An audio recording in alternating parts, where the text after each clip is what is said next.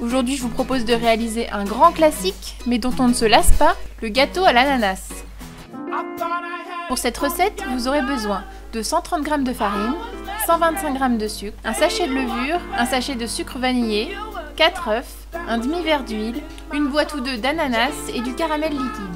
Vous commencez par préchauffer votre four à 180 degrés, ou thermostat 8. Puis vous beurrez toute la surface d'un moule rond assez large et bien sûr, vous n'oubliez pas les côtés.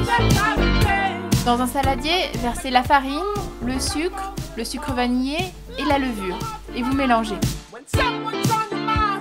Ajoutez les 4 œufs et mélangez de nouveau.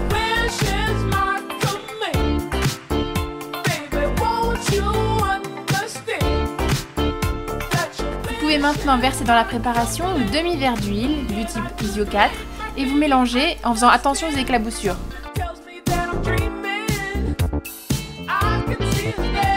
A l'aide d'une petite cuillère, étalez du caramel liquide au fond du plat beurré.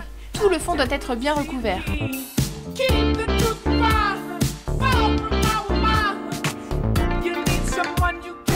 Puis vous disposez les tranches d'ananas dans le plat sur le caramel.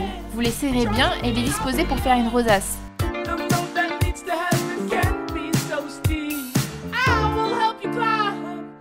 Attention, conservez bien le jus de la boîte d'ananas au frais, c'est ça qui rendra le gâteau moelleux.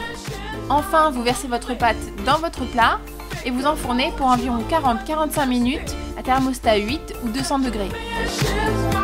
Pour vérifier la cuisson du gâteau, vous pouvez le piquer avec la pointe d'un couteau et vous vérifiez que la pâte ne colle pas à la lame. Si c'est bon, vous pouvez le sortir du four. Si la cuisson est bonne, vous pouvez le retourner dans une assiette tout de suite à la sortie du four. Vous pouvez également tout de suite verser le jus d'ananas sur le gâteau. Voilà, vous pouvez le laisser refroidir à l'air libre au moins 1 heure avant de déguster.